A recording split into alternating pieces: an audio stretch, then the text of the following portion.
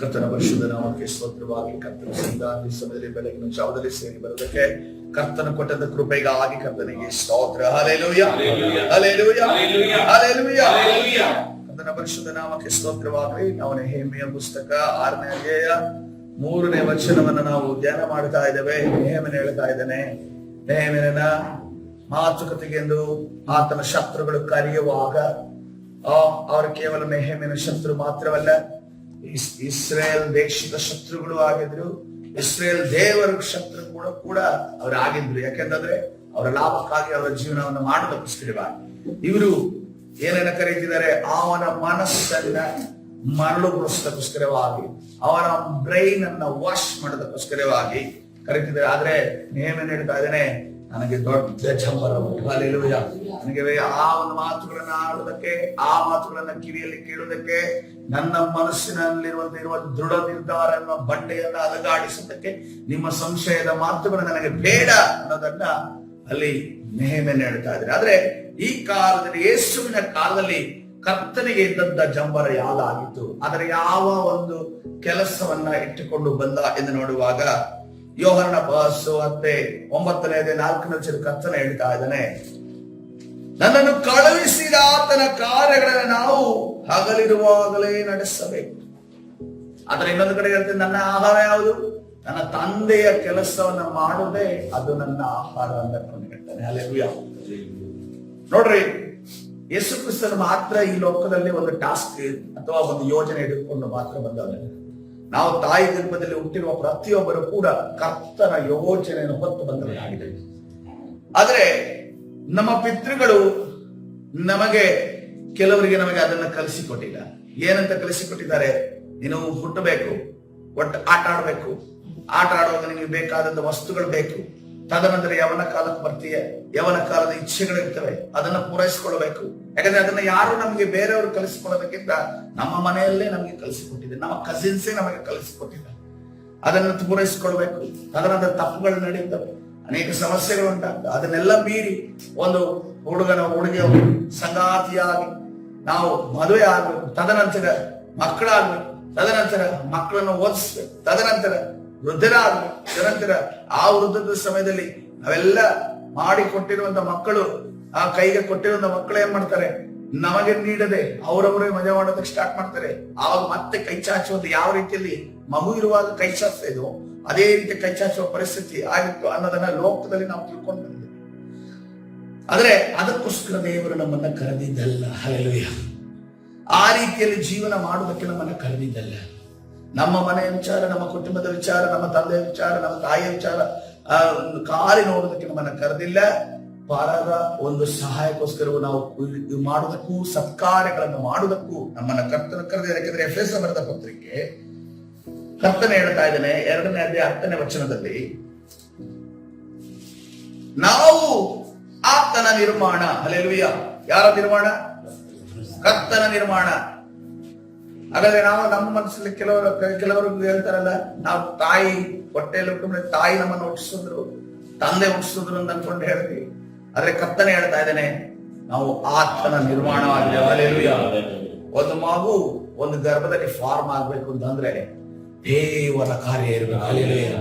ಅದರ ಸೈಂಟಿಫಿಕ್ ಇದನ್ನ ಇವರು ಮೆಡಿಕಲ್ ಇವರು ಕರೀತಾರಲ್ಲ, ಅದನ್ನ ಅರ್ಥ ಮಾಡಿ ಕಲಿಯಕ್ ಹೋದ್ರೆ ಎಂತ ಅದ್ಭುತಕರವಾಗಿದೆ ಗೊತ್ತಾ. ಅದನ್ನ ಏನ್ ಮಾಡಿದ್ದಾರೆ ಅಂತಂದ್ರೆ, ಅದನ್ನ ಎಜುಕೇಟ್ ಮಾಡದೆ, ಜನ ಎಜುಕೇಶನ್ ಕೊಡದೆ, ಅದನ್ನ ಬೇರೆ ರೀತಿಯಲ್ಲಿ ನಮ್ಮ ತಲೆಯಲ್ಲಿ ತುಂಬಿದ್ದಾರೆ, ಬೇರೆ ಫೀಲಿಂಗ್ಸ್ ಅನ್ನ ನಮ್ಮಲ್ಲಿ ತುಂಬಿದ್ದಾರೆ. ಆಗಿರೋದ್ರಿಂದ ನಾವು ಅದನ್ನ ಟಚ್ ಮಾಡಿ, ಪೇರೆಂಟ್ಸ್ ಟಚ್ ಮಾಡಕ್ ಹೋಗೋದಿಲ್ಲ. ಮಕ್ಕಳು ಟಚ್ ಮಾಡಿದ್ರೆ ನಮ್ಗೆ ಭಯ ಆಗುತ್ತೆ, ಅಥವಾ ಅವರಿಗೆ ನಾವು ನಿಲ್ಲಿಸ್ತೀವಿ, ತಡೆ ಮಾಡ್ತೀವಿ. ಆದ್ರೆ ದೇವರು ಮಾಡಿರುವಂತ ಆ ಕಾರ್ಯ ಇದೆಯಲ್ಲ, ಅದನ್ನ ನೆನೆಸಿಕೊಂಡ್ರೆ, ಅದರ ಎಕ್ಸ್ಪ್ಲನೇಷನ್ ತಿಳ್ಕೊಂಡ್ರೆ ಎಂತ ಅದ್ಭುತಕರವಾಗಿ ಕರ್ತನು ಮಾಡಿದ್ದಾನೆ ಅನ್ನೋದನ್ನ ನಮಗೆ ತಿಳಿದು ಬರುತ್ತೆ. ಹಲ್ಲೆಲೂಯಾ. ಅದಕ್ಕೋಸ್ಕರವಾಗಿ ಆತನ ಹೇಳ್ತಾ ಇದ್ದೇನೆ, ನಾವು ಆತನ ನಿರ್ಮಾಣ, ಸತ್ಕಾರ್ಯಗಳನ್ನ ಮಾಡೋದಕ್ಕಾಗಿಯೇ ಕ್ರಿಸ್ತ ಯೇಸುವಿನಲ್ಲಿ ಸೃಷ್ಟಿಸಲ್ಪಟ್ಟೆವು. ಹಲ್ಲೆಲೂಯಾ. ಒಳ್ಳೆ ಕಾರ್ಯವನ್ನ, ಇನ್ನೊಬ್ಬರಿಗೆ ಒಳ್ಳೆಯ ಜೀವನವನ್ನ, ಇನ್ನೊಬ್ಬರಿಗೆ ಒಳ್ಳೆಯ ಒಂದು ವಸ್ತುಗಳನ್ನ, ಇನ್ನೊಬ್ಬರಿಗೆ ಒಳ್ಳೆಯ ಒಂದು ಸಹಾಯವನ್ನ ಮಾಡೋದಕ್ಕೆ ಯಾರು ಹುಟ್ಟಿದ್ದೇವೆ? ಕ್ರಿಸ್ತನಲ್ಲಿ ನಾವು ಸೃಷ್ಟಿಸಲ್ಪಟ್ಟಿದ್ದೇವೆ. ಹಲ್ಲೆಲೂಯಾ. ನಾವು ಸತ್ಕಾರ್ಯಗಳನ್ನು ನಡೆಸುವವರಾಗಿ ಬದುಕಬೇಕೆಂದು ದೇವರು ನಮ್ಮನ್ನು ಎಲ್ಲಿ ಅಂತೆ ಮೊದಲೇ ನೇಮಿಸಿದನು. ಹಲ್ಲೆಲೂಯ. ಎಲ್ಲಿ ನೇಮಿಸಲು? ಆದಾಮನ ಸಮಯದಲ್ಲೇ ನೇಮಿಸನು. ಆದ್ರೆ ಅದರ ಸತ್ಕಾರ್ಯವನ್ನ ಮಾಡೋದಕ್ಕೆ ಆಗ್ಲಿಲ್ಲ. ಯಾಕೆಂದ್ರೆ ಏನು ಮಾಡಬಾರದು ಅಂತ ಹೇಳಿದ್ರು, ಅದನ್ನ ಮಾಡಿದರ ನಿಮಿತ್ತವಾಗಿ ನಾವು ಈಗಲೂ ಕೂಡ ತಾಯಿ ಗರ್ಭದಲ್ಲಿ ಬಂದು ಕೂಡಲೇ ಪಾಪ ಮಾಡಿಲ್ಲ ಅಂತಂದ್ರೂ ಕೂಡ, ಶಿಶು ಪಾಪ ಮಾಡಿಲ್ಲ ಅಂದ್ರೂ ಕೂಡ ಪಾಪವನ್ನು ಹೊತ್ತು ಶಾಪವನ್ನು ಹೊತ್ತು ಬರುವಂತ ಪರಿಸ್ಥಿತಿ ಆಗಿದೆ. ಅದಕ್ಕೋಸ್ಕರವಾಗಿ ಎರಡನೇ ಆದಾಮನಾದ ಕರ್ತನು ನಮ್ಮ ಮೇಲೆ ತಾಯಿ ಗರ್ಭದಿಂದ ಬರುವಂತಹ ಶಿಶುವಿಗೆ ಶಾಪ ಪಾಪ ಇದೆ ಎಂದು ಅಂದ್ಕೊಂಡು ತಿಳಿದವನಾದ ಆತನು ನಮಗೋಸ್ಕರ ರಕ್ತವನ್ನು ಸುರಿಸಿದನು. ಆತನು ನಮ್ಮ ಎಲ್ಲ ಪಾಪವನ್ನು ಆತನ ರಕ್ತದ ಮುಖಾಂತರವಾಗಿ ತೊಳೆದರೆಂದು ನಾವು ನೋಡ್ತೇವೆ. ಹಲ್ಲೆಲೂಯ. ಯಾಕೆ? ನಾವು ಮತ್ತೆ ತಿರುಗಿ ಸತ್ಕಾರ್ಯಗಳನ್ನ ಮಾಡೋದಕ್ಕೋಸ್ಕರವಾಗಿ, ಮತ್ತೆ ತಿರುಗಿ ಸತ್ಕಾರ್ಯಗಳನ್ನು ನಡೆಸುವುದಕ್ಕೋಸ್ಕರ. ಯಾಕಂದ್ರೆ ಅದಕ್ಕೋಸ್ಕರ ನೋಡ್ರಿ, ಅಲ್ಲಿ ಬರೆಯಲ್ಪಟ್ಟಿದೆ, ನಾವು ಸತ್ಕಾರ್ಯಗಳನ್ನ ಮಾಡೋದಕ್ಕೆ ಹೇಗೆ ಸಾಧ್ಯ? ಯಾವ ಸತ್ಕಾರ್ಯಕ್ಕೆ ಬೆಲೆ ಇದೆ? ಕ್ರಿಸ್ತ ಯೇಸುವಿನಲ್ಲಿ ನಾವು ಮಾಡಿದ್ರೆ ಮಾತ್ರ ಅದಕ್ಕೆ ಬೆಲೆ ಇದೆ. ಅನೇಕ ಸತ್ಕಾರ್ಯ ಮಾಡೋರು ಈ ಲೋಕದಲ್ಲಿದ್ದಾರೆ, ಆದ್ರೆ ಆ ಸತ್ಕಾರ್ಯಕ್ಕೆ ಬೆಲೆ ಇಲ್ಲ. ಆದರೆ ಸತ್ಕಾರ್ಯ ನಾವು ಕ್ರಿಸ್ತ ಯೇಸುವಿನಲ್ಲಿದ್ದು ಮಾಡಿದ್ರೆ ಅದಕ್ಕೆ ಆ ಧರ್ಮ ಕಾರ್ಯವನ್ನ ಕರ್ತನು ಮಾನಿಸುವಾತನಾಗಿದ್ದಾನೆ. ಆ ನೀತಿ ಕಾರ್ಯ ಇಲ್ಲಿ ಮಾತ್ರ ಅಲ್ಲ, ನಮ್ಮ ಜೊತೆ ಎಲ್ಲಿ ಬರುತ್ತದೆ? ಅದು ಪರಲೋಕಕ್ಕೆ ಬರುತ್ತೆ. ಹಲ್ಲೆಲೂಯ. ಸತ್ತವರ ವಿಚಾರವಾಗಿ ನಾವು ವಾಕ್ಯವನ್ನು ನೋಡ್ತೇವೆ. ಯಾವುದು ಕೂಡ ಹೋಗೋದಿಲ್ಲ, ಮಣ್ಣು ಹೋಗೋದಿಲ್ಲ, ಮೂಳೆ ಹೋಗೋದಿಲ್ಲ, ಮಾಂಸಖಂಡಗಳು ಹೋಗೋದಿಲ್ಲ. ಯಾವುದಂತೆ ಅವ್ರ ಜೊತೆ ಹೋಗೋದು? ಅವರು ಮಾಡಿದಂತ ಒಳ್ಳೆಯ ಕಾರ್ಯಗಳು ಅವರ ಜೊತೆ ಹೋಗುತ್ತದೆ. ಹಲ್ಲೆಲೂಯ. ಕರ್ತನ ಪರಿಶುದ್ಧ ನಾಮಕ್ಕೆ ಸ್ತೋತ್ರವಾಗಲಿ. ಇನ್ನು ವಿಚಾರವಾಗಿ ನೋಡುವಾಗ ಕೊಲೊಸ್ಸೆ ಬರೆದ ಪತ್ರಿಕೆ 3:23 ವಚನದಲ್ಲಿ ನೋಡುವಾಗ, ಕೊಲೊಸ್ಸೆ ಬರೆದ ಪತ್ರಿಕೆ 3:23 ವಚನ, ಈ ಸತ್ಕಾರ್ಯಗಳನ್ನ ಮಾಡೋದು ಬಹಳ ಈಸಿ. ಸತ್ಕಾರ್ಯ ಒಬ್ಬರಿಗೆ ಒಳ್ಳೇದು ಮಾಡೋದು ಅದು ಎಲ್ರಿಗೂ ಮನಸ್ಸಿರುತ್ತೆ. ಆದ್ರೆ ನಮ್ಮ ಕರ್ತನ ಸಂವಿಧಾನದಲ್ಲಿ ನಾವು ಇರುವಾಗ ಇದೊಂದು ಟಾಸ್ಕ್ ನಮ್ಗೆ. ಏನಂತ ಮಾಡ್ಬೇಕಂದ್ರೆ, ನೀವು ಯಾವ ಕೆಲಸವನ್ನು ಮಾಡಿದರೂ ಅದನ್ನು ಮನುಷ್ಯರಿಗೆಂದು ಮಾಡದೆ ಯಾರು ಮಾಡ್ಬೇಕಂತೆ? ಕರ್ತನಿಗೋಸ್ಕರ ಮಾಡ್ಬೇಕು. ಹಲ್ಲೆಲೂಯ. ಇದು ಭಯಂಕರ ಟಾಸ್ಕ್. ಇದು ಬಹಳ ಟಫ್ ಟಾಸ್ಕ್ ಇದು. ಯಾಕೆಂತಂದ್ರೆ ಇಲ್ಲಿ ಮಾಡಿಬಿಟ್ಟು ಹೊಗಳಿಸ್ಕೊಳ್ಳೋರಿದ್ದಾರೆ, ಮಾಡಿಬಿಟ್ಟು ನನ್ನ ಹೆಸರು ಹೇಳ್ರಿ ಅಂತ ಅಂದ್ಕೊಂಡು ಪುಲ್ಪಿಟಲ್ಲಿ ಏನೋ ಪೋಡಿಯಂ ಅಲ್ಲಿ ನಿಂತು ಹೇಳ್ಸೋರಿದ್ದಾರೆ, ಮಾಡಿಬಿಟ್ಟು ನನ್ನನ್ನು ಹೊಗಳ್ರಿ ಅಂತ ಅಂದ್ಕೊಂಡು ಹೇಳೋರಿದ್ದಾರೆ, ಮಾಡಿಬಿಟ್ಟು ನನ್ನ ಹೆಸರನ್ನು ಹೇಳ್ರಿ ಯಾವಾಗ ನನಗೆ ಪ್ರಚಾರ ಸಿಗುತ್ತೆ ಅಂತ ಅಂದ್ಕೊಂಡು ಹೇಳೋರಿದ್ದಾರೆ. ಆದ್ರೆ ಕ್ರಿಸ್ತನಲ್ಲಿ ಬಂದು ನಂತರ ಒಂದು ಕಾರ್ಯವನ್ನು ಮಾಡ್ಬೇಕು. ನಾವು ಬಲಗೈಯಲ್ಲಿ ಕೊಟ್ಟದ್ದು ಯಾರು ಗೊತ್ತಾಗಬಾರ್ದು? ಎಡಗೈಗೆ ಗೊತ್ತಾಗಬಾರ್ದು. ಬಲಗೈಯಲ್ಲಿ ಕೊಟ್ಟಿದ್ದು ಎಡಗೈಗೆ ಗೊತ್ತಾಗಬಾರ್ದು. ಅದಕ್ಕೆ ಒಂದನ್ನ ನಾವು ನೆನಪಲ್ಲಿ ಇಟ್ಟುಕೋಬೇಕಂದ್ರೆ, ಬಲಗೈ ಕೊಟ್ಟಿದೆ ಅಂತ ಅನ್ಕೊಂಡು ಇಲ್ಲಿ ಹೋಗುತ್ತಲ್ಲ ಒಂದು ಸಿಗ್ನಲ್, ಈ ಸಿಗ್ನಲ್ ಅಲ್ಲೇ ಸ್ಟಾಪ್ ಆಗ್ಬೇಕು. ಆ ಮೆದುಳಲ್ಲಿ ಸ್ಟೋರ್ ಆಗ್ಬಾರ್ದು ನಾನು ಬಲಗೈ ಕೊಟ್ಟಿದ್ದೀನಿ ಅಂತ. ಆವಾಗ ಅದಕ್ಕೆ ಎಡಗೈಗೆ ಗೊತ್ತಾಗೋದಿಲ್ಲ. ಅದಕ್ಕೆ ನಾವು ಸಹಾಯ ಮಾಡಿದನ್ನ, ಒಳ್ಳೆ ಕಾರ್ಯ ಮಾಡಿದ್ದನ್ನ ನಾವು ಲೆಕ್ಕ ಇಡಬೇಕು ಅಂತ ಅವಶ್ಯಕತೆ ಇಲ್ಲ. ನಾವು ಬುಕ್ಕಲ್ಲಿ ಬರೀಬೇಕಂತ ಅವಶ್ಯಕತೆ ಇಲ್ಲ. ಕರ್ತನು ಬರೀತಾನೆ ಎಲ್ಲ. ಹಲ್ಲೆಲೂಯ. ಕರ್ತನ ಎಲ್ಲ ಲೆಕ್ಕದ ವಿಚಾರವಾಗಿ ಲೆಕ್ಕ ಪುಸ್ತಕ ಆತನಲ್ಲಿದೆ. ಬೇರೆ ಆತನ ಲೆಕ್ಕ ಪುಸ್ತಕ ಅದು 200 ಪೇಜ್ದು 300 ಪೇಜ್ದು ಅಲ್ಲ.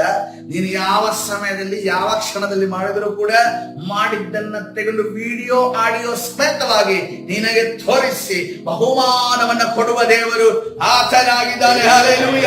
ಹಲ್ಲೆಲೂಯ. ನೀವು ನೆನೆಸ್ಕೊಳ್ರಿ, ನೀವು ಚಿಕ್ಕದಿನಿಂದ ಇದುವರೆಗೂ ಯಾರಿಗೆಲ್ಲ ಸಹಾಯ ಮಾಡಿದ್ರೆ ನಿಮ್ಮ ನೆನಪಿಗೆ ಅನುಗುಣವಾಗಿ, ನಿಮ್ಮ ನೆನಪಿಗೆ ಅನುಗುಣವಾಗಿ ನೆನಪಿಸಿಕೊಳ್ರಿ ಒಂದ್ಸರಿ. ಯಾಕಂದ್ರೆ ಯಾವಾಗ ಒಳ್ಳೇದನ್ನ ನೆನೆಸ್ಕೊತೀವಿ ನೋಡಿ, ನಾವು ಹಂಗ್ ಮಾಡಿದೀವಿ, ನಾವು ಒಳ್ಳೇದ್ ಕಾರ್ಯ ಮಾಡಿದೀವಿ ಅಂತ ಅನ್ಕೊಂಡು ನೆನೆಸ್ಕೊತೀವಿ ನೋಡಿ, ನಮ್ಮಲ್ಲದು ಪಾಸಿಟಿವ್ ಎನರ್ಜಿ ಬೆಳೆಯುತ್ತೆ.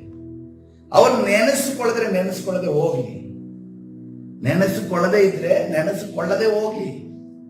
ಆದ್ರೆ ನಾನು ಮಾಡಿದ್ದೀನಿ, ನನ್ನ ಕೈಯಲ್ಲಿ ಮಾಡಿದ್ದೀನಲ್ಲ, ಅದನ್ನ ಕರ್ತನು ನೆನೆಸಿಕೊಳ್ಳುವ ಆತನಾಗಿದೆ. ಹಲ್ಲೆಲೂಯ. ನಿಮ್ಗೆ ಯಾರು ಆಶೀರ್ವಾದ ಮಾಡಬೇಕು? ದೇವರ ಹಸ್ತ ನಿಮ್ಮನ್ನ ಆಶೀರ್ವಾದ ಮಾಡೋದು. ಹಲ್ಲೆಲೂಯ. ದೇವರ ಹಸ್ತವೇ ಒಂದು ಸ್ಥಿತಿಯಿಂದ ಒಂದು ಸ್ಥಿತಿಗೆ ಮೇಲೆ ಎತ್ತುವುದು. ಮನುಷ್ಯ ಮರೆಯಲಿ. ಹಲ್ಲೆಲೂಯ. ನಾನು ಯಾವ ಅಕೌಂಟ್ಗೆ ನನ್ನ ಒಳ್ಳೆ ಕಾರ್ಯಗಳನ್ನು ಸೇರಿಸಿ ಆಗ್ತಾ ಇದ್ದೀನಿ, ಪರಲೋಕದಲ್ಲಿರುವಂತಹ ಅಕೌಂಟ್ಗೆ ನಾನು ಸೇರಿಸ್ತಾ ಇದ್ದೀನಿ. ಹಲ್ಲೆಲೂಯ. ಯಾವ SBI ಆಗ್ಲಿ ಕೆನರಾ ಆಗ್ಲಿ ಆ ಅಕೌಂಟ್ಗೆ ನಾನು ಸೇರಿಸ್ತಾ ಇಲ್ಲ. ಈ ಲೋಕದಲ್ಲಿ ಯಾವ ವ್ಯಕ್ತಿಗೂ ನಾನು ಸೇರಿಸ್ತಾ ಇಲ್ಲ. ನಾನು ಸೇರಿಸ್ತಾ ಇರೋದು ಕರ್ತನ ಆ ಪರಲೋಕದಲ್ಲಿರುವಂತಹ ಅಕೌಂಟ್ ಅಲ್ಲಿ. ಆ ಅಕೌಂಟ್ ಅಲ್ಲಿ ಎಲ್ಲ ಡೆಬಿಟ್ ಕ್ರೆಡಿಟ್ ಎಲ್ಲ ಲೆಡ್ಜರ್ ಪೂರ ಕೂಡ ಅದು ಸಮಾನವಾಗಿದೆ. ಅದರಲ್ಲಿ ಒಂದು ಪೈಸೆಯಲ್ಲಿ ವೇರಿಯೇಷನ್ ಆಗಲ್ಲ. ತಕ್ಕ ಸಮಯಕ್ಕೆ ಎಲ್ಲವನ್ನು ಕೂಡ ಕರ್ತನು ಒದಗಿಸಿಕೊಡುವ ಆತನಾಗಿದೆ. ಯಾವ ರೀತಿ ಅಂತಂದ್ರೆ, ನೀವು ಒಂದು ವೇಳೆ ಯಾರಿಗಾದ್ರೂ ಹಸುವಲ್ಲಿ ಯಾರಿಗಾದ್ರೂ ಇದ್ದವರಿಗೆ ಊಟ ಹಾಕಿರೋದಾದ್ರೆ ನಿನ್ನ ಹಸುವಿನ ಸಮಯ ಬರುತ್ತಲ್ಲ, ಕರ್ತನ ಆ ಪುಸ್ತಕವನ್ನು ತೆಗೆಯುವತ್ತನಾಗಿದ್ದೇನೆ. ಈ ನನ್ನ ಮಗ, ಈ ನನ್ನ ಮಗಳು ಇಂತೆಂತ ಜನರಿಗೆ ಈ ಕ್ಷಣದಲ್ಲಿ ಇಷ್ಟಿಷ್ಟು ಕಷ್ಟದಲ್ಲಿ ಇರುವಾಗ ಈ ಒಂದು ಊಟವನ್ನು ಕೊಟ್ಟು ಸಹಾಯ ಮಾಡಿದ್ದಾಳೆ. ಇವಳಿಗೆ ಅವಳು ಕೊಟ್ಟಿರುವುದು ಅವಳ ಶಕ್ತಿ ಸಾಮರ್ಥ್ಯ, ಆದ್ರೆ ನಾನು ಕೊಡ್ತಾ ಇರೋದು ನನ್ನ ಶಕ್ತಿ ಸಾಮರ್ಥ್ಯ. ನನ್ನ ಐಶ್ವರ್ಯಕ್ಕೆ ತಕ್ಕ ಹಾಗೆ ನಾನು ಅವನ ಸಮೃದ್ಧಿಯಿಂದ ಆಶೀರ್ವಾದ ಮಾಡುತ್ತೇನೆ ಎನ್ನುವಂತವನ ಆಚರಣಾಗಿದ್ದೇನೆ. Hallelujah, hallelujah. ಅದಕ್ಕೋಸ್ಕರವಾಗಿ ನಮ್ಮ ಒಳ್ಳೆ ಕಾರ್ಯಗಳು ವ್ಯಕ್ತವಾಯಿತು ಅಂದುಕೊಳ್ಬೇಡ್ರಿ. ಮನುಷ್ಯನ ಜಡ್ಜ್ಮೆಂಟ್ ಬೇಡ, ಇಲ್ಲಿ ಮನುಷ್ಯನ ಜಡ್ಜ್ಮೆಂಟ್ ಬೇಡ, ಕರ್ತನ ಜಡ್ಜ್ಮೆಂಟೇ ಬೇರೆ ಬೇರೆ. ಹಲ್ಲೆಲೂಯಾ. ಆದ್ರೆ ಒಂದನ್ನು ನಾವು ಬಹಳ ಜೋಪಾನ, ಕರ್ತನು ಒಂದು ಎಚ್ಚರಿಕೆಯ ಮಾತನ್ನ ಯಾವಂದ್ರೆ ಮತ್ತಾಯನ ಸುವಾರ್ತೆ 10ನೇ ವಚನದಲ್ಲಿ, ಮತ್ತಾಯನ ಸುವಾರ್ತೆ 10ನೇ ವಚನ, ನಮಗೆ ಇನ್ನೂ ಕೂಡ ನಾವು ಯಾರ ಮಧ್ಯದಲ್ಲಿ ಇದ್ದೇವೆ, ಕರ್ತನು ನಮ್ಮನ್ನ ತಿಳಿಸಿರೋದು, ಕರ್ತನು ನಮಗೆ ಹೇಳಿ ಕಳಿಸಿರೋದು ನಾವು ಮಾಡ್ತಿದ್ದೇವೆ. ಯಾರ ಮಧ್ಯದಲ್ಲಿದ್ದೇವೆ ನೋಡಿರಿ, ತೋಳಗಳ ನಡುವೆ ಕುರಿಗಳನ್ನು ಹೋಗಿಸಿ ಎಂದು ನಾನು ನಿಮ್ಮನ್ನು ಕಳುಹಿಸಿಕೊಡುತ್ತೇನೆ. ಯಾರಿದ್ದಾರೆ ನಮ್ಮ ಸುತ್ತಲೂ? ಕಿತ್ತು ತಿನ್ನುವಂತ ತೋಳುಗಳಿದ್ದಾರೆ. ಅವರು ಬೇಟೆ ಆಡ್ಬೇಕಂತಿಲ್ಲ, ಪಕ್ಕದಲ್ಲೇ ಇದ್ದಾರೆ. ಅವ್ರು ತಿನ್ನಕ್ಕೆ ಬಾಯಿ ಹಾಕಕ್ಕೆ ಕಾಯ್ತಾ ಇದ್ದಾರೆ, ತಿನ್ನಕ್ಕೆ ಬಾಯಿ ಹಾಕಕ್ಕೆ ಕಾಯ್ತಾ ಇದ್ದಾರೆ. ಅವರ ಮಧ್ಯದಲ್ಲಿ ಕರ್ತನ ಏನ್ ಮಾಡ್ತಾ ಇದ್ದಾನೆ? ನಮ್ಮನ್ನಿಟ್ಟು ಕಾದು ನಡೆಸ್ತಾ ಇದ್ದಾನೆ. ಹಲ್ಲೆಲೂಯಾ. ಇವನು ನನ್ನ ಮಗ, ಮುಟ್ಟು ಕೂಡು, ಹಲ್ಲೆಲೂಯಾ, ಟಚ್ ಮಾಡಕೂಡುದು, ಇವನ ಮುಖದ ಮೇಲೆ ನಿನ್ ದೃಷ್ಟಿ ಇಡಕೂಡುದು ಅಂತ ಅನ್ಕೊಂಡು ಆ ತೋಳಗಳಿಗೆ ನೋಡ್ರಿ, ತೋಳಗಳಿಗೆ ಈ ನರಿಯಾದ್ರೂ ಸ್ವಲ್ಪ ಸಣ್ಣಕ್ಕಿರುತ್ತೆ, ಅದಕ್ಕೆ ಒಂದು ಕುರಿಯನ್ನು ಎತ್ಕೊಂಡು ಹೋಗೋದಕ್ಕೆ, ಆದ್ರೆ ತೋಳದ ಬಲ ಹೆಚ್ಚು. ಆದ್ರೆ ಆ ತೋಳಲ್ಲಿ ಎಲ್ಲಿದೆ? ನಮ್ಮ ಪಕ್ಕದಲ್ಲಿ ಇದೆ. ಅದಕ್ಕೋಸ್ಕರವಾಗಿ ಕರ್ತನು ಆ ತೋಳಗಳನ್ನು ಕಳಿಸ. ಆದ್ರೆ ಆ ತೋಳಗಳಲ್ಲೂ ಏನ್ ಗೊತ್ತಾ, ಆ ತೋಳಗಳು ವೇಷ ಹಾಕೊಂಡು ಬರ್ತಾವಂತೆ. ಏನ್ ವೇಷ ಹಾಕೊಂಡು ಬರ್ತವೆ? ಕುರಿ ವೇಷ ಹಾಕೊಂಡು ಬರ್ತವೆ. ನಾವೇನ್ ಕಂಡುಕೊಳ್ತೀವಿ? ಓ, ಇವೆಲ್ಲ ಕುರಿಗಳು ಅಂತ ಅನ್ಕೊಂಡಿದೀವಿ, ಇವೆಲ್ಲ ಕುರಿಗಳು ಅನ್ಕೊಂಡಿದೀವಿ. ಆದ್ರೆ ಒಳಗಡೆ ಒಂದು ಏನಿದೆ, ರೈನ್ ಕೊಟ್ಟದ ಒಂದು ಡ್ರೆಸ್ ಇದೆ, ಏನ್ ಹೇಳ್ತಾರೆ, ಫ್ಯಾನ್ಸಿ ಡ್ರೆಸ್ ಅಂತ ಹೇಳ್ತಾರಲ್ಲ. ಫ್ಯಾನ್ಸಿ ಡ್ರೆಸ್ ಹಾಕೊಂಡವರಿಗೆ ಒಳಗಡೆ ಇರೋನು ಯಾರು ಅಂತ ನಮ್ಗೆ ಗೊತ್ತಾಗೋದಿಲ್ಲ. ಈ ಫ್ಯಾನ್ಸಿ ಡ್ರೆಸ್ ಮಾಡ್ಕೊಂಡು ತುಂಬಾ ಜನ ಇದ್ದಾರೆ. ಅವ್ರ ಮಧ್ಯದಲ್ಲಿ ದೇವ್ರು ನಮ್ಮನ್ನ ಯಾವ ರೀತಿ ಇಟ್ಟಿದ್ದಾನೆ? ಕುರಿಗಳ ರೀತಿಯಲ್ಲಿ ಒರಿಜಿನಲ್ ಡ್ರೆಸ್ ಅಂದ್ರೆ ಚೆಕ್ ಮಾಡ್ಬೇಕು, ಕುರಿ ಡ್ರೆಸ್ ಹಾಕಿರೋದು ಅಂತ ಅನ್ಕೊಂಡು. ಇಲ್ಲಾಂದ್ರೆ ನಾವು ತೋಳಗಳಾಗ್ಬೇಕು ಕಷ್ಟ. ಅವಾಗ ಕುರಿಗಳನ್ನ ದೇವ್ರು ಕಾಯ್ತಾ ಇರ್ತಾರೆ. ನಾವು ತೋಳಗಳಾಗ್ಬಿಟ್ರೆ ನಮಗೂ ಬಾಯಕ್ಕೆ ಬಿಡಲ್ಲ. ನಾವು ತೋಳಗಳಾಗ್ಬಿಟ್ಲೆ ಕುರಿಗಳ ಮೇಲೆ ನಮಗೂ ಕೂಡ ಬಾಯಕ್ಕೆ ದೇವ್ರು ಬಿಡಲ್ಲ. ದೇವ್ರು ಕಾಯ್ತಾ ಇರ್ತಾರೆ. ಹಲ್ಲೆಲೂಯಾ. ಅದಕ್ಕೋಸ್ಕರವಾಗಿ ನೋಡ್ರಿ, ನೆಕ್ಸ್ಟ್ ಒಂದು ಸೆಂಟೆನ್ಸ್ ಇದೆಯಲ್ಲ, ಇದನ್ನ ನಾವು ಇವತ್ತಿನ ದಿನಮಾನದಲ್ಲಿ ಬಹಳ ನಾವು ಹಚ್ಕೋಬೇಕು ಮತ್ತು ಅದನ್ನು ನಾವು ಅಳವಡಿಸಿಕೊಂಡು. ಆದ್ರಿಂದ ಸರ್ಪಗಳಂತೆ ಜಾಣರು, ಪಾರಿವಾಳಗಳಂತೆ ನಿಷ್ಕಪಟಿಗಳು ಆಗಿರಬೇಕು. ಹಲ್ಲೆಲೂಯಾ. ಸುತ್ತ ತೋಳಗಳಿರೋದ್ರಿಂದ, ಕುರಿಗಳಾಗಿ ನಾವು ಜೀವಿಸೋದ್ರಿಂದ, ಕುರಿಗಳಿಗೆ ಏನ್ ಗೊತ್ತಾ, ಕುರುಬ ಗುಂಡಿಗೆ ಬಿದ್ರು ಕೂಡ ಕುರಿ ಬೀಳ್ತವೆ. ನಡ್ಕೊಂಡು ಹೋಗ್ತಾ ಇರ್ತವೆ, ದಿಕ್ಕು ನೋಡೋದಿಲ್ಲ, ನೋಡಿದ್ರೆ ನನ್ನ ಕುರುಬ ನನ್ನ ಹೋಗ್ತಾ ಇದೆ, ನಾನು ಹೋಗ್ತೀನಿ ಅನ್ನೋ ರೀತಿಯಲ್ಲಿ. ಒಂದು ಕುರಿ, ನಾನು ಯಾವ್ದೋ ಒಂದು ವಿಡಿಯೋ ನೋಡಿದೆ, ಏನದು, ಒಂದು ಕುರಿ ಅಲ್ಲಿ ಏನಿಲ್ಲ, ಬಟ್ ಏನೋ ಒಂದು ಸ್ಟಿಕ್ಕರ್ ಹಾಕಿದ್ದಾರೆ, ಗುಂಡಿ ತರ ಏನೋ ಒಂದು ಮಾಡಿದ್ದಾರೆ. ಆ ಒಂದು ಕುರಿ ಹಾರುತ್ತೆ. ಉಳಿದ ಕುರುಗಳು ಏನು ಗೊತ್ತಾ, ಅಲ್ಲಿ ಏನು ಇಲ್ಲದೆ ಇದ್ರು ಕೂಡ ಹಾಕೊಂಡು ಜಂಪ್ ಮಾಡ್ಕೊಂಡು ಹೋಗ್ತಾರೆ. ಅದರ ಅರ್ಥ ಏನು? ಒಂದು ಕುರಿಗೆ ಅಲ್ಲಿ ಗುಂಡಿ ಇಲ್ಲ ಅಂತಂದ್ರೂ ಗುಂಡಿ ಇದೆ ಅಂತ ಅನ್ಕೊಂಡು ಅನುಭವ ಆದಾಗ, ಈ ಕುರಿಗಳು ಏನ್ ಮಾಡ್ತವೆ? ಓ, ಅಲ್ಲೂ ಗುಂಡಿ ಇದೆ, ಅವನು ಹಾರ್ಕೊಂಡು ಹೋದಾಗ ನಾನು ಹಾರ್ಕೊಂಡು ಹೋಗ್ತೀನಿ ಅಂತ ಅನ್ಕೊಂಡು ಹೋಗ್ತೇನೆ. ಆದ್ರೆ ಕರ್ತನ ಅದನ್ನ ಹೇಳ್ತಾ ಇಲ್ಲ. ಏನ್ ಹೇಳ್ತಾ ಇದ್ದಾನೆ ಕರ್ತನು? ಸರ್ಪಗಳಂತೆ ಜಾಣರಾಗಿರ್ಬೇಕು. ಮುಂದೆ ಅವ್ರು ಏನೋ ಮಾಡ್ತಿದ್ದಾನೆ ಅಂತ ಅನ್ಕೊಂಡು ಆ ರೀತಿ ನೀನು ಮಾಡ್ಕೊಂಡು ಹೋಗ್ಬೇಡ. ನೀನು ಸರ್ಪದ ರೀತಿಯಲ್ಲಿ ಜಾಣ. ಯಾಕೆ ಸರ್ಪದ ರೀತಿಯಲ್ಲಿ ಜಾಣ ಅಂತ ಅನ್ಕೊಂಡು ಹೇಳಿದ್ದಾರೆ ನೋಡ್ರಿ. ಅಂತ ಒಂದು ಸರ್ವಶಕ್ತರ ಸಾರೂಪ್ಯವನ್ನು ಹೊಂದಿದಂತ ಆದಾಮ ಅವರನ್ನ ಮೋಸಗೊಳಿಸೋದಕ್ಕೆ ಇಂಟೆಲಿಜೆನ್ಸ್ ಯಾರಲ್ಲಿತ್ತು? ಸರ್ಪದಲ್ಲಿತ್ತು. ಯಾರು ಉಪಯೋಗಿಸಿದ್ರು? ಸೈತಾನ ಉಪಯೋಗಿಸಿದ್ರು. ಅದಕ್ಕೋಸ್ಕರವಾಗಿ ನಾವು ಕೂಡ ಈ ಲೋಕದಲ್ಲಿರುವಂತಹ ಜನರ ಮಧ್ಯದಲ್ಲಿ, ಈ ತೋಳಗಳ ಮಧ್ಯದಲ್ಲಿ ಜೀವಿಸುವಾಗ, ನಾವು ಕುರಿಗಳಾದ್ರೂ ಇನ್ನೋಸೆಂಟ್ಸ್ ಆದ್ರೂ ಕೂಡ ನಮ್ಮಲ್ಲಿ ಜಾಣತನ ಇರ್ಬೇಕು. ಹಲ್ಲೆಲೂಯಾ. ನಮ್ಮ ಯಾವ ಜಾಣತನ? ಮೋಸ ಮಾಡೋದಕ್ಕೆ ಜಾಣತನ ಅಲ್ಲ, ಅನ್ಯಾಯ ಮಾಡೋದಕ್ಕೆ ಜಾಣತನ, ನಮ್ಮ ರಕ್ಷಣೆ ಎಂಬ ಶಿರಸ್ತ್ರಾಣವನ್ನು ಕಾಪಾಡುವುದಕ್ಕೋಸ್ಕರವಾಗಿ ನಮ್ಮಲ್ಲಿ ಜಾಣತನ ಇರಬೇಕು. ಹಲ್ಲೆಲೂಯಾ. ನಂಬಿಕೆ ಎಂಬ ಗುರಾಣಿಯನ್ನ ಗಟ್ಟಿಯಾಗಿ ಹಿಡಿಯುವುದಕ್ಕೋಸ್ಕರವಾಗಿ ನಮ್ಮಲ್ಲಿ ಜಾಣತನ ಇರಬೇಕು. ಹಲ್ಲೆಲೂಯಾ.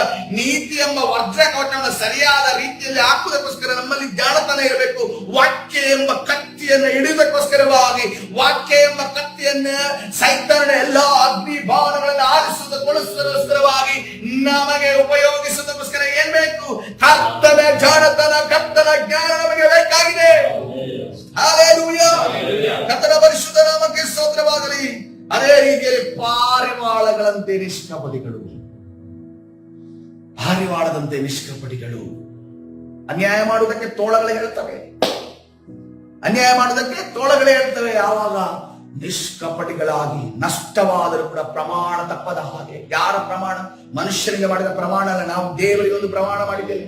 ಆ ಪ್ರಮಾಣ ತಪ್ಪದ ಹಾಗೆ ನಡೆಯುವುದಕ್ಕೆ 1 ರೂಪಾಯಿ ಕೂಡ ಅನ್ಯಾಯದ ಹಣವಾಗಲಿ, ಒಂದು ವಿಚಾರವಾಗಲಿ ಕೂಡ ಅನ್ಯಾಯದ ವಿಚಾರವಾಗಲಿ ನಮ್ಮಲ್ಲಿಲ್ಲದೆ ನಾವು ನಡೆಯುವುದಾದರೆ ಪ್ರಿಯರೇ, ಕರ್ತನು ಮುಂದಿನ ದಿನಮಾನದಲ್ಲಿ ಈ ದುಷ್ಟ ಲೋಕದಲ್ಲಿ ಕೂಡ ನೀತಿ, ನ್ಯಾಯ, ಧರ್ಮವನ್ನ ನಮ್ಮಲ್ಲಿ ಸ್ಥಾಪಿಸಿ ನಮ್ಮನ್ನ ಮೇಲೆ ಕೆತ್ತಿ ನಮ್ಮನ್ನ ನಡೆಸುವಾಗಲಾಗಿದೆ. Hallelujah, hallelujah. ನಾವೆಲ್ಲ ಅಂದುಕೊಂಡಿದ್ದೀವಿ ಜನರೇಷನ್ ಚೇಂಜ್ ಆಗಿದೆ. ಈಗ ಹೇಳ್ತಾರೆ ಬೀಟಾ ಜನರೇಷನ್ ಅಂತ ಹೇಳ್ತಾರೆ. ಈ ಜನರೇಷನ್ ಜನ್ಸಿ ಅಂತ ಅನ್ಕೊಂಡು ಹೇಳ್ತಾರೆ. ಜನ್ಸಿ ಮುಗಿಯಕ್ಕಾಗಿದೆ, ಈಗ ಅವರು ಎತ್ತರಕ್ಕೆ ಬೆಳೆದಿದ್ದಾರೆ. ಈಗ ಬೀಟಾ ಜನರೇಷನ್ ಅಂತ ಹೇಳ್ತಾರೆ. ಈ ಜನರೇಷನ್ ಅನ್ನ ಬೀಟಾ ಜನರೇಷನ್ ಅಂತ ಹೇಳ್ತಾರೆ. ಅಂದ್ರೆ ಅವರ ಮೈಂಡ್ಗಳು ಯಾವ ರೀತಿ ಆಲೋಚನೆ ಮಾಡ್ತಾರೆ ಅದನ್ನ ತೂಕಕ್ಕಾಗಿ ಅದನ್ನ ಹೇಳಿದ್ದಾರೆ.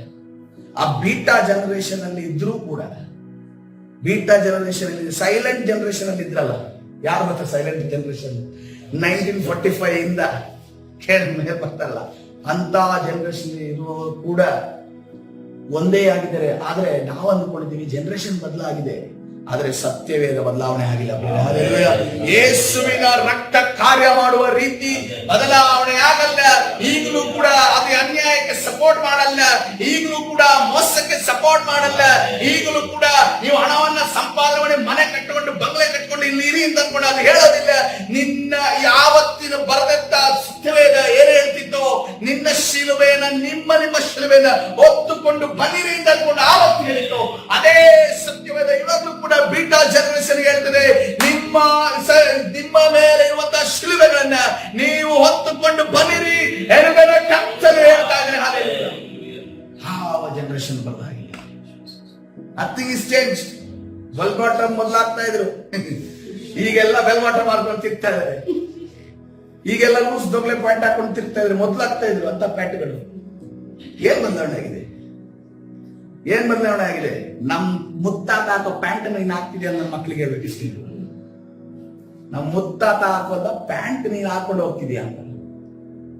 ಶಾಪ್ಗಳು ನೋಡ್ರಿ, ಎಲ್ಲ ಬಜಾರ್ಗಳು ನೋಡಿ ಆ ಪ್ಯಾಂಟ್ಗಳನ್ನ ಇಟ್ಟಿದ್ದಾರೆ. ಅವ್ರಿಗೂ ಹೇಳ್ಬೇಕು, ಏನು ಚೇಂಜ್ ಆಗಿಲ್ರಿ, ನೀವು ಮ್ಯಾನುಫ್ಯಾಕ್ಚರ್ ಮಾಡ್ತಿರೋದು ಯಾವ್ದು? ನನ್ ಮುತ್ತಾತ ಹಾಕಿರೋ ಪ್ಯಾಂಟ್. ತೊಗ್ಲೆ ಶರ್ಟ್ ಹಾಕ್ತಾರೆ ಈಗ, ಫುಲ್ ತೊಗ್ಲೆ, ಏನಿಲ್ಲ, ಅವ್ನ ಮನುಷ್ಯನೇ ಕಾಣೋದಿಲ್ಲ, ಅವನ ಬಾಡಿನೇ ಗೊತ್ತಾಗೋದಿಲ್ಲ. ಅವನ್ ಹೆಂಗಂದ್ರೆ ಹ್ಯಾಂಗರ್ ಮೇಲೆ ಸಿಕ್ಕಾಕ್ಸಿದಂಗೆ ಇರುತ್ತೆ. ಆ ಶರ್ಟ್ ಹಾಕೊಂಡು ಈಗ ಶೋ ಆಫ್ ಮಾಡ್ತಾರೆ. ಎಲ್ಲಿಂದ ಸ್ಟಾರ್ಟ್ ಆಯ್ತು? ಮತ್ತೆ ಗುಂಗುರು ಕೂದಲು ಮೊದಲು ಕೆಲಸ ಮಾಡಿ ಈ ಧೂಳೆಲ್ಲ ಹಚ್ಕೊಂಡು ಬಂದಾಗ ಅವ್ರು ಕೂದಲು ಹಿಂಗಾಗಿರೋದು ಮೊದಲು ಇರೋದು. ಈಗೇನಿಲ್ಲ, ಅದೇ ಸ್ಟೈಲ್ ಅಂತೆ. ಸೆಲೂನಲ್ಲಿ ಹೋಗಿ ಆ ಸ್ಟೈಲ್ ಮಾಡಿದ್ದು ಅನ್ಕೊಂಡು ಹೇಳ್ತಾರಂತೆ. ಈ ನಮ್ ಕಡೆ ಹುಲಿ ವೇಷ ಅಂತ ಅನ್ಕೊಂಡು ಹಾಕ್ತಾರೆ, ಅದಕ್ಕೆ ಪೇಟ ಹಾಕ್ತಾರೆ ತಲೆಗೆ. ಈಗ ಪೇಟ ಹಾಕೋ ಅವಶ್ಯಕತೆ ಇಲ್ಲ, ಕಲರ್ ಕೊಟ್ಟರೆ ಸಾಕು. ಹಾಗೆ ಆಲ್ರೆಡಿ ಇದೆ ಪೇಟ ತಲೆ ಮೇಲೆ. ಸೊ ಆ ರೀತಿಯಲ್ಲಿ ಇರುವಂತ ಈ ಬೀಟಾ ಜನರೇಷನ್ ಹೇಳುತ್ತೆ, ಜನರೇಷನ್ ಚೇಂಜ್ ಆಗಿದೆ. ನೋ, ಏನು ಈ ಚೇಂಜ್ ಆಗಿಲ್ಲ. ನೀನೇನು ಹಳೆ ಮಾಡ್ತಿದ್ದು ಅದನ್ನು ಮತ್ತೆ ಮಾಡ್ತಿದ್ದೆ ಅಷ್ಟೇ. ಅದು ಸ್ವಲ್ಪ ಪೇಂಟ್ ಕೊಟ್ಟಿದ್ದೆ ಅಷ್ಟೇ. ಈಗ ನಮಗೆ ಮಾರುತಿ ಕಾರ್ಗೆ ಪೇಂಟ್ ಕೊಟ್ಟರೆ ಏನಾಗುತ್ತೆ? ಹೊಸ ಕಾರ್ ಆಗುತ್ತೆ, ಅಷ್ಟೇ ಆಗಿರುತ್ತೆ. ಸೊ ಅದಕ್ಕೋಸ್ಕರ ನಿಮ್ಮ ಹತ್ರ ಏನಾದ್ರು ಜನರೇಷನ್ ಅದು ಇದು ಅಂತ ಅನ್ಕೊಂಡು ಹೇಳಿದ್ರೆ ಬಿಟ್ಟು ಹೇಳ್ರಿ ಅವ್ರಿಗೆ. 1-2 ಜನರೇಷನ್ ಏನೂ ಚೇಂಜ್ ಆಗಿಲ್ಲ, ಹೆಂಗಿದೆಯೋ ಹಂಗೆ ಇದೆ, ಹಳೆಯದು ಮತ್ತೆ ಬಂದಿದೆ ಅನ್ನೋ ರೀತಿಯಲ್ಲಿ ಕರ್ತನ ಸನ್ನಿಧಾನದಲ್ಲಿ ನಾವು ಜಾಣರು, ಅದೇ ರೀತಿಯಲ್ಲಿ ನಾವು ನಿಷ್ಕಪಟಿಗಳಾಗಬೇಕೆಂದು ಕರ್ತನ ಹೇಳ್ತಾ ಇದ್ದಾನೆ. ಯಾಕೆಂತಂದ್ರೆ ನೋಡ್ರಿ, ಬಹಳ ಕಪಟತನದಿಂದ ಯಾರನ್ನ ಕರೆದಿದ್ದು? ನೇಹೆಮೀಯನನ್ನ ಕೆಲಸನ ತಪ್ಪಿಸಕ್ಕೆ, ಕೆಲಸನ ದೃಷ್ಟಿಕೋನವನ್ನ ಬದಲಾಯಿಸಕ್ಕೆ ತಪ್ಪಿಸಿದಾನೆ. ತಪ್ಪಿಸಿ ಅವರನ್ನ ಮುಗಿಸೋಣ, ಅವರನ್ನ ಹಿಂದೆ ಕಳ್ಸೋಣ, ಏನಾದ್ರು ಮಾಡೋಣ ಅಂತ ಅನ್ಕೊಂಡು ರೆಡಿ ಆದ್ರೆ ಆ ಕಪ್ಪಟತನವನ್ನ ಅರಿತಿದ್ದೆ ಹೇಗೆ? ಕರ್ತನ ಜ್ಞಾನದಿಂದ. ಹಲ್ಲೆಲೂಯ. ಕರ್ತನ ಜ್ಞಾನದಿಂದ ಆತನ ಅರಿತುಕೊಂಡನು. ಅದೇ ರೀತಿ ನಿಷ್ಕಪಟವಾಗಿ ಯಾರ ಜೊತೆ ನಡೆದ? ಶತ್ರುಗಳ ಜೊತೆ ನಿಷ್ಕಪಟವಾಗಿ ನಡೀತಿಲ್ಲ. ಯಾರ ಜೊತೆ ನಡೀತಾ ಇದ್ದಾನೆ? ತನ್ನ ಜನರ ಜೊತೆ, ದೇವ ಜನರ ಜೊತೆ ಆತನು ನಿಷ್ಕಪಟವಾಗಿ ನಡೆದುಕೊಂಡನು. ಹಲ್ಲೆಲೂಯ. ದೇವರ ಮುಂದೆ ಅದನ್ನು ನಿಷ್ಕಪಟವಾಗಿ ನಡೆದುಕೊಂಡನು. ಹಲ್ಲೆಲೂಯ. ಕರ್ತನ ಪರಿಶುದ್ಧ ನಾಮಕ್ಕೆ ಸ್ತೋತ್ರವಾಗಲಿ. ನೋಡಿ, ಜ್ಞಾನೋಕ್ತಿಯಲ್ಲಿ ಒಂದು ವಾಕ್ಯ ಇದೆ, ಬೇಗ ಮುಗಿಸ್ಕೊಳ್ಳೋಣ. ಜ್ಞಾನೋಕ್ತಿಯಲ್ಲಿ ಒಂದು ವಾಕ್ಯ ಇದೆ, ಇದನ್ನ ನಾವು ಬಹಳ ಸೀರಿಯಸ್ ಆಗಿ ನಮ್ಮ ಆತ್ಮಿಕ ಜೀವಿತದಲ್ಲಿ ಅಳವಡಿಸಿಕೊಳ್ಳಬೇಕು ಪ್ರೇರೆ. ಜ್ಞಾನೋಕ್ತಿಗಳು 14-15 ವಚನ. ಮೂಢನು ಯಾವ ಮಾತನ್ನಾದ್ರೂ ನಂಬುವನು. ಮೂಢನೇನಂತೆ? ಮೂರ್ಖರು ಏನ್ ಮಾಡ್ತಾನಂತೆ? ಯಾವ ಮಾತು ಬೇಕಾದ್ರೂ ನಂಬ್ತಾನೆ. ಕಾಗೆ ಬಿಳಿ ಇರುತ್ತೆ ಅಂತ ಅನ್ಕೊಂಡು ನಂಬಕ್ಕಾಗ್ತಾನೆ. ಕಾಗೆ ಬಿಳಿ ಇರುತ್ತೆ ಅಂತ. ಈ ಮಂಗಳೂರು ಹೋಗಿದ್ದೆ ನಾನು, ಸಿಕ್ಕಾಪಟ್ಟೆ ಕಾಗೆ ಹೇಳಿದ್ರು. ಒಂದು ಕಾಗೆ ಕೂಡ ಬಿಳಿ ಆಗಿಲ್ಲ ಇದುವರೆಗೂ. ನಾನು 35 ವರ್ಷದಿಂದ ಒಂದು ಕಾಗೆ ಕೂಡ ಬಿಳಿ ಆಗಲೇ. ನಾಳೆ ದಿವಸ ಒಬ್ಬ ಬಂದು ಕಾಗೆ ಬಿಳಿ ಆಗಿದೆ ಕಣ್ರಿ, 35 ವರ್ಷದಿಂದ ಅದು ಕಪ್ಪಾಗಿತ್ತು, ಈಗ ಹಾಕಿ ಕಂದು ಆಗಿ ಈಗ ಬಿಳಿ ಆಗಿದೆ ಅಂತ ಅನ್ಕೊಂಡು ಹೇಳಿದ್ರೆ ನಂಬ್ತೀರಾ? ಮತ್ತ್ಯಾಕೆ ಕೆಲವು ವಿಚಾರಗಳು, ಸುಳ್ಳು ಬೋಧನೆಗಳು, ಸುಳ್ಳು ಪ್ರವಾದನೆಗಳು ಅಥವಾ ಸುಳ್ಳಾದ ವಿಚಾರಗಳು ನಿಮ್ಮ ಮುಂದೆ ಬಂದಾಗ ಯಾಕೆ ಅದನ್ನು ನಂಬ್ತೀರಿ? ನಾವು ಮೂರ್ಖರ ಅಂತ ಅನ್ಕೊಂಡು ನಾವು ಪ್ರೂವ್ ಮಾಡ್ತಿದ್ದೇವಾ ಅಥವಾ ನಾವು ಜಾಣರ ಅಂತ ಪ್ರೂವ್ ಮಾಡ್ಬೇಕ? ಜಾಣನ ಏನ್ ಮಾಡ್ತಾನಂತೆ? ತನ್ನ ನಡತೆಯನ್ನ ಚೆನ್ನಾಗಿ ಗಮನಿಸುವ. ಹಲ್ಲೆಲೂಯಾ. ಯಾಕೆ? ಈಗ ಮೂಢನು ಏನಾದ್ರು ಯಾವ ಮಾತನ್ನಾದ್ರೂ ನಂಬುವನು, ಬೇರೆಯವರ ಮಾತನ್ನು ನಂಬುವನು. ಸರಿ, ಈ ಜಾಣನೇಗೆ ತನ್ನ ನಡತೆಯನ್ನ ಚೆನ್ನಾಗಿ ಗಮನಿಸುವಂತ ಬಂದಿದೆ. ಇನ್ನೊಬ್ಬರು ಗಮನಿಸಬೇಕು, ಇನ್ನೊಬ್ಬರದ್ದು ನಡತೆಯನ್ನು ಗಮನಿಸಬೇಕು ಅಂತ ಬರ್ಬೇಕಿತ್ತಾನೆ. ಇನ್ನೊಬ್ಬರದ್ದು ಗಮನಿಸಬೇಕಿತ್ತು ಬರ್ಬೇಕಿತ್ತಾನೆ ವಾಕ್ಯ. ಯಾಕೆ ತನ್ನ ನಡತೆಯನ್ನು ಗಮನಿಸ? ನನ್ನನ್ನ ನಾನು ಆಡಿದ್ರೆ ನಾನು ಇನ್ನೊಬ್ಬೊಂದು ವಿಚಾರ ಕೂಡ ನನಗೆ ಗೊತ್ತಿರುತ್ತೆ. ಹಲ್ಲೆಲೂಯಾ. ನೀನು ಪ್ರಾರ್ಥನೆಯನ್ನು ಕೋರುವಾಗ ನಿನಗೆ ತಪ್ಪು ಯಾವುದೊಂದು, ಇನ್ನು ತಪ್ಪು ಯಾವುದೊಂದು ಗೊತ್ತಾಗ್ಬಿಟ್ರೆ ಇನ್ನೊಬ್ಬರ ತಪ್ಪು ಕ್ಲೀನ್ ಆಗಿ ನಮಗೆ ಗೊತ್ತಾಗುತ್ತೆ. ಹಲ್ಲೆಲೂಯಾ. ಕ್ಲೀನ್ ಆಗಿ ಗೊತ್ತಾಗುತ್ತೆ. ಆ ತಪ್ಪು, ನನ್ನ ತಪ್ಪು ಯಾವಾಗ ನನಗೆ ಗೊತ್ತಾಗಬೇಕು ಅಂದ್ರೆ ಈ ವಾಕ್ಯಗಳ ಒಳಗಡೆ ಇರಬೇಕು. ಹಲ್ಲೆಲೂಯಾ. ಈ ವಾಕ್ಯಗಳ ಒಳಗಡೆ ಇದ್ರೆ ಪರಿಶುದ್ಧಾತ್ಮನ ಹೆಂಗ್ ನೆನಪು ಮಾಡ್ತಾನೆ ಗೊತ್ತಾ? ಟನ್ ಅಂತ ಒಂದೇ ಸರಿ ಬೆಳಕು ಬಂದು ಈ ತಪ್ಪು ನೀನ್ ಮಾಡ್ತಿದ್ಯಾ ಅನ್ನೋದು ತಿಳಿಸ್ಕೊಡುತ್ತೆ. ಹಲ್ಲೆಲೂಯಾ. ಅದಕ್ಕೋಸ್ಕರವಾಗಿ ಕರ್ತನೆ ಹೇಳ್ತಾ ಇದ್ದಾನೆ, ಮೂಢನು ಏನ್ ಬೇಕಾದ್ರೂ ಕೇಳ್ತಾನಂತೆ, ಏನ್ ಬೇಕಾದ್ರೂ ಮಾಡ್ತಾ ಇರ್ತಾನಂತೆ. ದಿನಕ್ಕೊಂದು ದಾರಿ, ದಿನಕ್ಕೊಂದು ಬಾಗಿಲು, ದಿನಕ್ಕೊಂದು ಮಾತು, ದಿನಕ್ಕೊಂದು ಬಿಸ್ನೆಸ್ ಅನ್ನೋದನ್ನು ಮಾಡ್ಕೊಂಡು ಹೋಗ್ತಾನೆ. ಆದ್ರೆ ಜಾಣನನ್ನು ನೋಡುವಾಗ ಏನ್ ಮಾಡ್ತಾನಂತೆ? ಅವನು ಮೊದಲು ತನ್ನ ನಡತೆಯನ್ನು ನೋಡ್ಕೊತಾನಂತೆ. ಆದ್ರಿಂದ ಅವ್ರಿಗೆ ಏನು ಗೊತ್ತಾಗುತ್ತಂದ್ರೆ ಇನ್ನೊಬ್ಬರ ನಡತೆ, ಇನ್ನೊಬ್ಬರ ವಿಚಾರಗಳು ಕೂಡ ಆತನಿಗೆ ತಿಳಿದು ಬರುತ್ತೆ. ಹಲ್ಲೆಲೂಯಾ. ಕರ್ತನ ಪರಿಶುದ್ಧ ನಾಮಕ್ಕೆ ಸ್ತೋತ್ರವಾಗಲಿ. ಅದಕ್ಕೆ ಬಹಳ ಎಚ್ಚರದಿಂದ ಇರಬೇಕು. ಹಲ್ಲೆಲೂಯಾ. ಈ ಸಮಯದಲ್ಲಿ ನೋಡ್ರಿ, ಲೂಕನ ಸುವಾರ್ತೆ 14-28 ವಚನಕ್ಕೆ ತಿರುಗಿಸೋಣ. ಲೂಕನ ಸುವಾರ್ತೆ 14 ವಚನ. ನಿಮ್ಮಲ್ಲಿ ಯಾವನಾದರೂ ಒಂದು ಬುರುಜನ್ನು ಕಟ್ಟಿಸಬೇಕೆಂದು ಯೋಚಿಸಿದರೆ ಅವನ ಮೊದಲು ಕೂತುಕೊಂಡು ಏನ್ ಮಾಡ್ತಾನಂತೆ? ಅದಕ್ಕೆ ಖರ್ಚು ಎಷ್ಟು ಹಿಡಿಯುವುದು, ಅದನ್ನು ತೀರಿಸುವುದಕ್ಕೆ ಸಾಕಾಗುವಷ್ಟು ಹಣ ನನ್ನಲ್ಲಿ ಉಂಟೋ ಎಂದು ಲೆಕ್ಕ ಮಾಡುವುದಿಲ್ಲವೇ? ಮಾಡೋದಿಲ್ವಾ? ಬುರುಜ್ ಅಂದ್ರೆ ಏನು? ಟವರ್ ಅಂದ್ರೆ ಒಂದು ಬಿಲ್ಡಿಂಗ್ ಅನ್ನ ಕಟ್ಟಬೇಕಾದ್ರೆ ಎಷ್ಟು ಕ್ಯಾಲ್ಕುಲೇಷನ್ ಮಾಡ್ತೀವಿ, ಯಾರ ಹತ್ರ ಕೊಡೋದು, ಯಾರಿಗೂ ಒಪ್ಸೋದು, ಏನ್ ಖರ್ಚು, ಎಷ್ಟು ಎಸ್ಟಿಮೇಷನ್. ಇಂಜಿನಿಯರ್ಸ್ ನೋಡಿ, ಪಿನ್ ಟು ಪಿನ್ ಸ್ಟಾರ್ಟಿಂಗ್ ಇಂದ ಎಂಡ್ ವರೆಗೆ ಎಷ್ಟು ರೂಪಾಯಿ, ಒಂದು 10,000 20,000 1 ಲಕ್ಷ ವೇರಿಯೇಷನ್ ಆಗ್ಬೋದು, ಆದ್ರೆ ಹೆಚ್ಚು ವೇರಿಯೇಷನ್ ಆಗೋದಿಲ್ಲ. ಪಕ್ಕ ಲೆಕ್ಕಾಚಾರ ಹೇಳ್ತಾನೆ.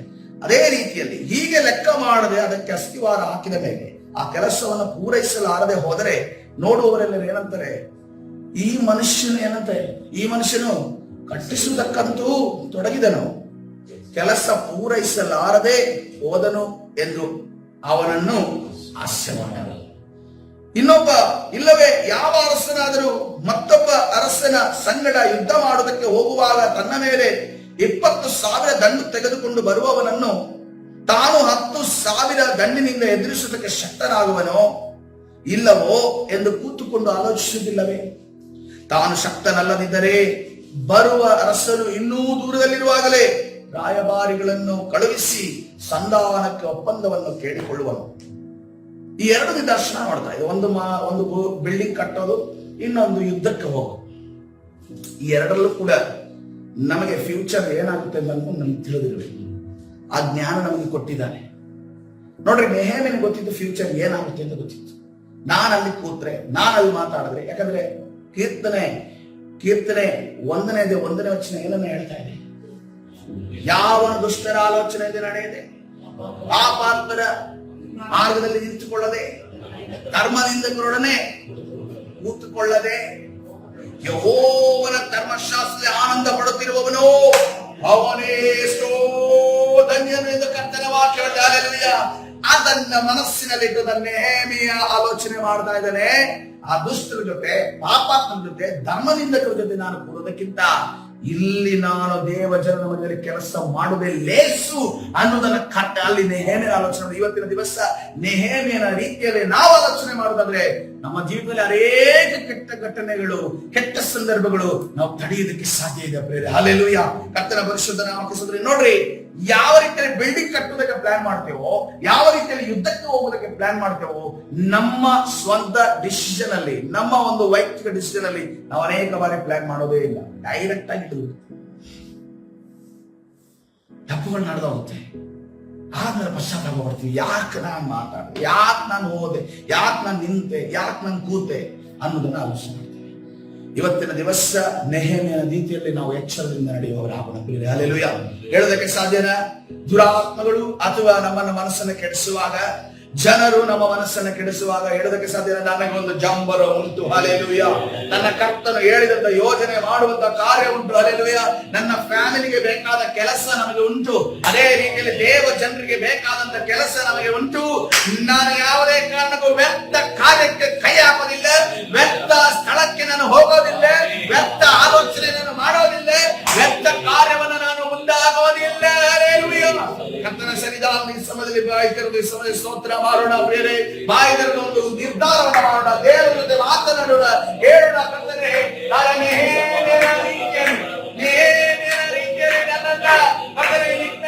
ಕರ್ತನೇ ಜ್ಞಾನದಿಂದ ನಡೆಸು, ಕರ್ತನೇ ನಿನ್ನ ಕೆಲಸವನ್ನ ಮಾಡೋದಕ್ಕೆ ನನ್ನನ್ನು ನಡೆಸು. ಇವಾಗ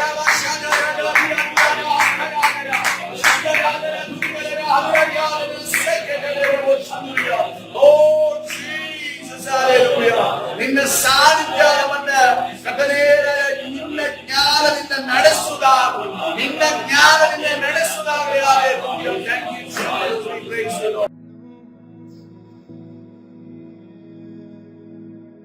ಪರಿಶುದ್ಧನಾದ ದೇವರ ನಾಮಕ್ಕೆ ಸ್ತೋತ್ರವಾಗಲಿ.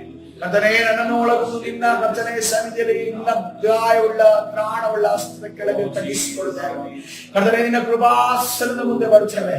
ಕರ್ತನೇ, ತೋಳಗಳ ಮಧ್ಯದಲ್ಲಿ ಕುರಿಗಳಾಗಿ ನಮ್ಮನ್ನು ಇಟ್ಟಿದೀಯಾ. ಕರ್ತನೇ, ಆ ಕುರಿಗಳ ಸ್ವಭಾವವನ್ನು ನಾವು ಧರಿಸಿಕೊಳ್ಳುವಾಗ ನಿನ್ನ ಸಾಯಸವನ್ನು ಚಾಚು. ಕರ್ತನೇ ರಾಜ, ನಾವು ಜಾಣರು. ಕರ್ತನೇ, ನಿನ್ನ ಸನ್ನಿಧಿ ನಿಷ್ಕಪಟಿಗಳು ಆಗಿ ಜೀವಿಸುವಾಗ ನಮಗೆ ಸಾಹಸವನ್ನ ಚಾಚು. ಕರ್ತನೇ, ನಿನ್ನಿಂದಾನೆ ಮುಖ್ಯ ಸ್ವಾಮಿ. ಕರ್ತನೇ ರಾಜ, ನಮಗೆ ಕರ್ತನೆ ಬರುವಂತಹ ಪ್ರೇರೇಪಣೆಗಳು, ನಮಗೆ ಬರುವಂತಹ ಟೆಂಪ್ಟೇಷನ್ಗಳು, ನಮಗೆ ಬರುವಂತಹ ಕರ್ತನೆ ದುಷ್ಪ್ರೇರಣೆಗಳು ಎಲ್ಲವನ್ನ ಕರ್ತನೆ ಬಹಳ ಕರ್ತನೆ ಎಚ್ಚರಿಕೆಯಿಂದ ನಾವು ಹಿಂಬಾಲಿಸಿಕೊಂಡು ಕರ್ತನೆ ಅದರ ವಿಚಾರವಾಗಿ ನಾವು ಬಹಳ ಆಲೋಚನೆ ಮಾಡುವಾಗ ಎಂದಿಗೂ ಕೂಡ ತಪ್ಪಿ ಕೂಡ ಅದರಲ್ಲಿ ಸಿಕ್ಕಿ ಹಾಕಿಕೊಳ್ಳದಾಗಿ ನಮಗೆ ಸಾಹಸವನ್ನ ಚಾಚು. ನಮ್ಮ ವಿರುದ್ಧವಾಗಿ ಹೋರಾಡುವಂತ, ನಮ್ಮನ್ನು ದುಷ್ಪ್ರೇರಣೆಗೆ ಒಳಪಡಿಸುವಂತ ಮನುಷ್ಯರ ಮುಖಾಂತರವಾಗಿ, ನಮ್ಮ ಮನಸ್ಸಿನ ಮುಖಾಂತರವಾಗಿ, ಕರ್ತನೇ ದುಷ್ಟ ಸೈತಾನ ಶಕ್ತಿಗಳ ವಿರುದ್ಧ ಮುಖಾಂತರವಾಗಿ ನಮ್ಮನ್ನ ಪ್ರೇರೇಪಿಸುವಂತ ಎಲ್ಲಾ ಸೈತಾನ ಕಾರ್ಯಗಳು ನಜರೇತಿನ ಯೇಸುವಿನ ನಾಮದಲ್ಲಿ ಬಂಧಿಸಿ ಮುರಿದಾಗ್ತಾ ಬಿಡುಗಡೆ ಉಂಟು ಮಾಡಿ ನಿನ್ನ ದಾರಿ ನಡೆಸಿ ಬಲಪಡಿಸು. ನಿನ್ನ ಪ್ರಸನ್ನತೆ ತುಂಬು. ಕರ್ತನಾದ ಯೇಸು ಸ್ವಾಮಿ ಹೆಸರಲ್ಲಿ ಪ್ರಾರ್ಥಿಸಿ ಜೀವವುಳ್ಳ ತಂದೆ. ಆಮೆನ್.